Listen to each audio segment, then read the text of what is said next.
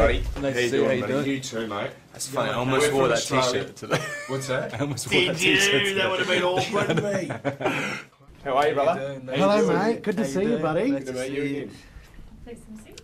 Here we are. That is so bizarre. I almost didn't. I think I wore the same thing as you the last time I did. I almost wore the black version of that T-shirt today. That is really bizarre. I certainly have a very strange bit of deja vu with that. Did someone word you up? What's that? Did someone word you up? Is this a What's that stitch mean? up? What? What? What? Because, mate, it's been a running joke. The first thing we were going to say to you was, does this T-shirt mean anything to you? Because a year ago when we met... You've got a smirk on your face, A year ago man. when we met, and you said, oh, I used to have that T-shirt.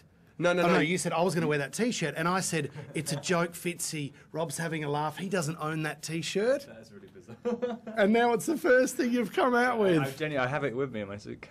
Before we started. Yeah. We got all that, and I just didn't want to talk over Right, it. yeah. So did you bring it to Australia, that T-shirt? Yeah. How funny is that? You win, mate. Well, But that's a better one. My one's are kind of like, it's like a fat girl's one or oh, something. Yeah. damn. Well, I might borrow yours. We Pretty heard, short and wide. we heard a rumour that when you were doing promotion for Twilight movies, that you play a game with the other cast members, saying that whenever someone comes in, you go, oh, it's funny that you're wearing, I've got that same T-shirt. And then you see if they say it to the next person. That's what we heard. Oh, really? But that's it. Oh, no. I'm glad. Well done, mate. You've had a win. Well done.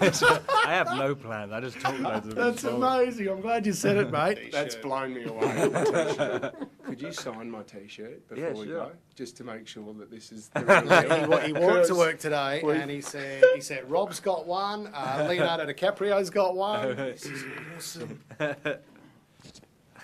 on. Really fun. Well, Sign it up on me boob up here. You're a gun. Thank you very much, bro. Mate, that was so funny that you brought it up. Amazing timing. Amazing timing. Now, last time we also chat with the last film, of course, and we said that we couldn't believe the devastation when there was that first intimate moment with Bella. In the next film, mate, do you do any more renos, or is everything okay? Because the poor bedroom got destroyed last time. What has happened? I haven't even seen this one. Okay. There's like no, I think it's kind of... I think it's better in this one. Okay. I think it actually works. Not in as this one. violent? Yeah, I think... yeah, I can't actually remember. I remember shooting it, and it was one of the most embarrassing things I've ever done in my life. Because it's trying to shoot PG-13 stuff. Yes. And so you can't shoot anything. So they decided to shoot close-ups of our faces. Me and Kristen trying to do like sexy faces to the camera. Yeah, basically. sure. And then when you suddenly get to a point where you're thinking, this face is going to be on a cinema screen. Yeah. You're going to have people that are actually going to watch it. And my parents are going to see it Yeah, as well. literally, That's the like, other thing. Yeah. Did you do some practice in front of the mirror for those sorts of looks when you need to hold that glance? I mean, I didn't. That is just impossible to prepare for. The sexy face. Because you've got your fans, the Edward fans. What was the reaction at the end of the last one, part one, when you actually bit her at the end and she turns into a vampire? Did you get a little bit of backlash with that? For turning your head to it. I mean, it's not you in real life, Rob, but that would be really funny. Clarifying that. Some people just couldn't get over it. Yeah. I don't know. I don't really... I mean, the reactions haven't really changed since the first one. Just screaming. Yeah. But it must be amazing now going out with someone that has the same blood temperature as you, I think, which is a big feature in the movie. Yeah. And the cold...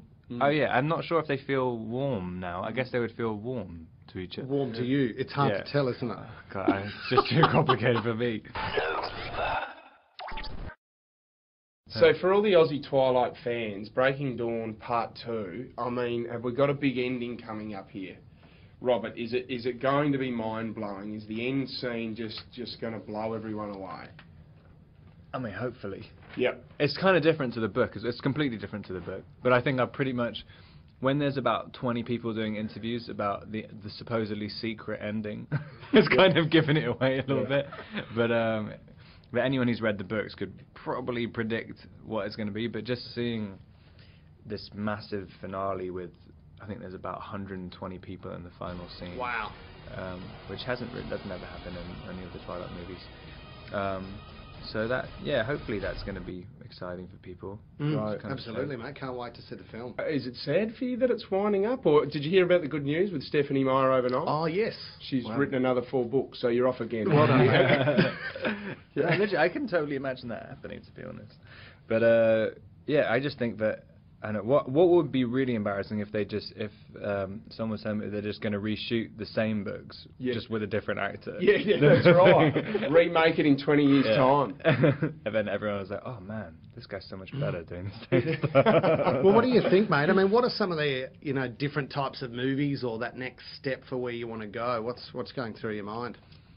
I'm doing the first thing I'm doing next year. I'm doing this thing with an Australian director called David Michaud, who did Animal Kingdom. Oh, great! Yeah, Great film. Yeah, his second thing with Guy Pearce.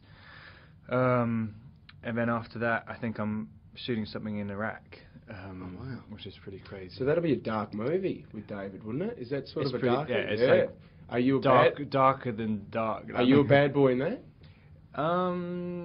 Sort of. He's like he's kind of a criminal. It's like a little bit in the future, and it's kind of like a western. It's a sort of a slightly futuristic western. So we're shooting in the middle of nowhere in southern Australia. Right. Well, your work ethic's pretty full on, mate. Like, you've had someone told me that you've had like about a week off for the whole year shooting with Twilight and another movie that you've just shot as well, and you just haven't had time off.